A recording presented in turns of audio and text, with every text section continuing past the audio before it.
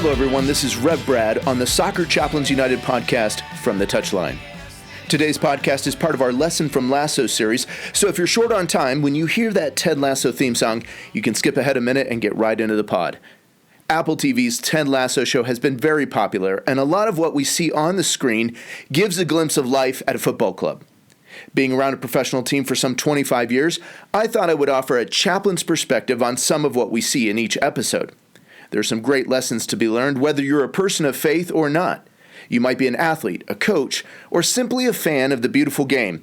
I think you're going to find a lot of clever and creative wisdom in this series. Thanks for joining us today. Here we go with another lesson from Ted Lasso. He's found the space, and he's found the back of the net.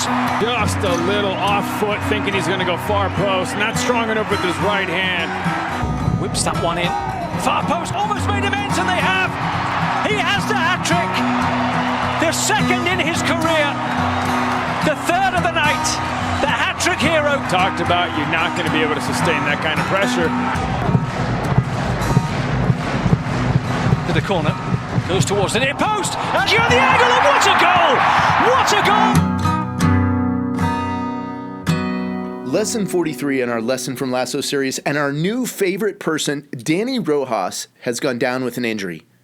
We come to find out that the team, staff, and players alike believe that the treatment room is cursed because of the ghosts of the past from a dark history with the club. Today's lesson, let's dive a little bit into the superstition that surrounds football especially, and sports in general.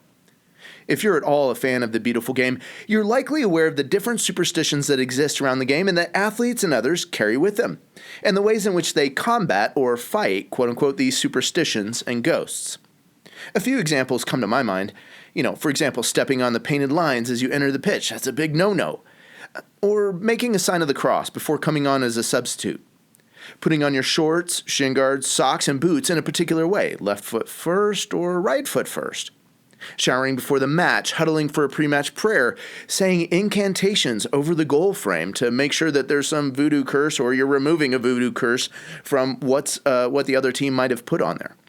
Hopping and skipping onto the field if you're part of the starting lineup, and there's tons of others. Probably you have some better examples than I do. And now hear me. Not all of these things are done from a place of superstition. Legitimately, some athletes and coaches have developed habits, rhythms, rituals that help them get into a game mentality or feel emotionally ready for the task ahead, or they feel that it sharpens them and sharpens their football.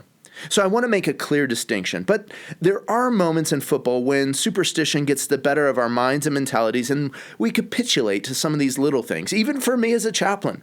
There's days and times when I am looking to wear that dress shirt or tie, and I'm in the closet, I'm selecting something, and I'm cognizant and aware, what's the opposing team's colors? Maybe I shouldn't wear those things, not because I'm superstitious, but because I know that others are. Well, I've shared on other podcasts that growing up as a Denver Bronco fan as a kid, that's an NFL, American football team for those of you that don't know, I would usually be in church on Super Bowl Sunday nights. I remember anxiously telling myself before the church service started, now, Brad, don't think about the Broncos during church, otherwise God will be angry and the Broncos will lose. And then all during church, with the songs being sung and the message being shared and people greeting and smiling, I would tightly clench my eyes and say to myself over and over again, don't think about the Broncos. Don't think about the Broncos. Don't think about the Broncos.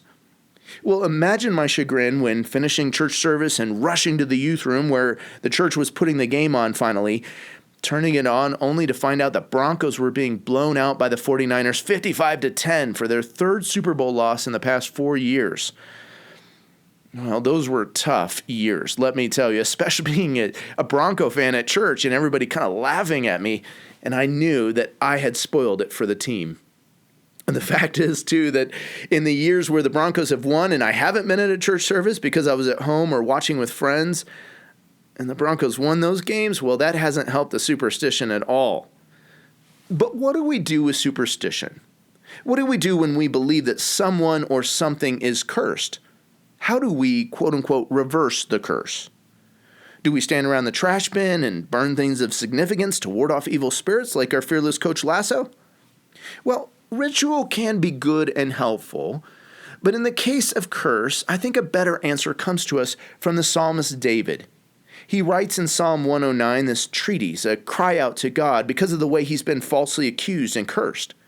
And when we come to verse 28, David writes this, "They may curse, but you will bless."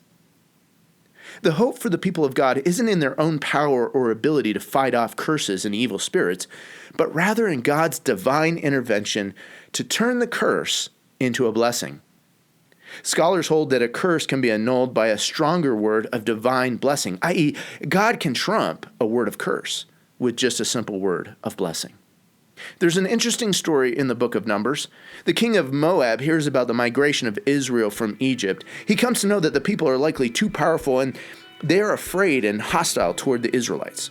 So they summon a pagan priest to curse the Israelites so that they can be conquered in battle. Balaam, maybe you've heard of Balaam's donkey, is summoned to place a curse on the people, but he cannot. The curse becomes a blessing because God's favor is with his people. My friends, you might feel that your football club is cursed, or that a part of the football club is cursed. Let me encourage you that a divine blessing, a divine word from God is the best and likely the only way to reverse the curse.